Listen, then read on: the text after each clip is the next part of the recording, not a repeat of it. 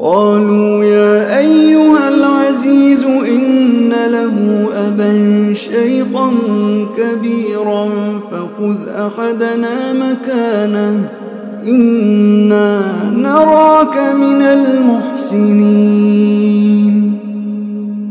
قال معاذ الله أن نأخذ إلا من وجدنا متاعنا عنده إنا إذا لظالمون. فلما استيئسوا منه خلصوا نجيا قال كبيرهم ألم تعلموا أن أباكم قد أخذ عليكم موثقا من الله ومن قبل ما فرطتم في يوسف فلن أبرح الأرض حتى يأذن لي أبي أو يحكم الله لي وهو خير الحاكمين. ارجعوا إلى أبيكم فقولوا يا أبانا إن ابنك سرق وما شهدنا إلا بما علمنا وما كنا للغيب حافظين. واسأل القرية التي كنا فيها والعير التي أقبلنا فيها وإنا لصادقون. قال بل سولت لكم أنفسكم أمرا فصبر جميل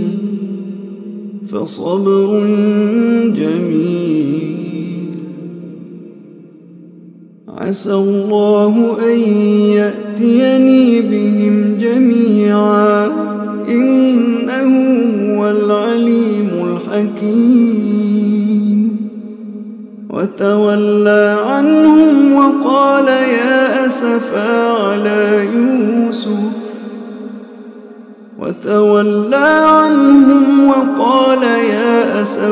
على يوسف وابيضت عيناه من الحزن فهو كظيم. قالوا تالله تفتأ تذكر يوسف حتى تكون حرضا أو تكون من الهالكين. قال إنما أشكو بثي وحزني إلى الله وأعلم من الله ما لا تعلمون. يا بني اذهبوا فتحسسوا من يوسف وأخيه ولا تيأسوا من روح الله إنه لا ييأس من روح الله إلا القوم الكافرون. فلما دخلوا عليه قالوا يا أيها العزيز مسنا وأهلنا الضر وجئنا ببضاعة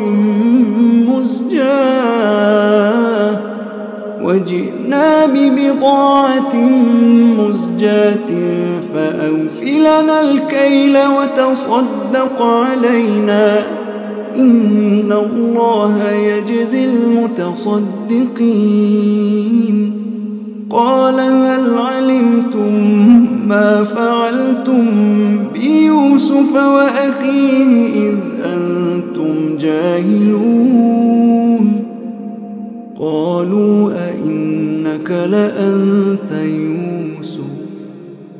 قال أنا يوسف وهذا أخي قد من الله علينا إنه من يتق ويصبر فإن الله لا يضيع أجر المحسنين. قالوا تالله لقد آثرك الله علينا وإن كنا لخاطئين. قال لا تثريب عليكم اليوم يغفر الله لكم وهو أرحم الراحمين. قميصي هذا فألقوه على وجه أبي يأت بصيرا وأتوني بأهلكم أجمعين. ولما فصلت العير قال أبوهم إني لأجد ريح يوسف لولا أن تفندون. قالوا تالله إنك لفي ضلالك القديم. فلما أن جاء البشير ألقاه على وجهه فارتد بصيرا. قال ألم أقل لكم إني أعلم من الله ما لا تعلمون. قالوا يا أبانا استغفر لنا ذنوبنا إنا كنا خاطئين.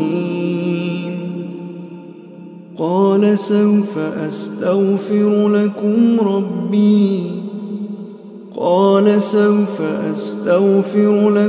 ربي إنه هو الغفور الرحيم.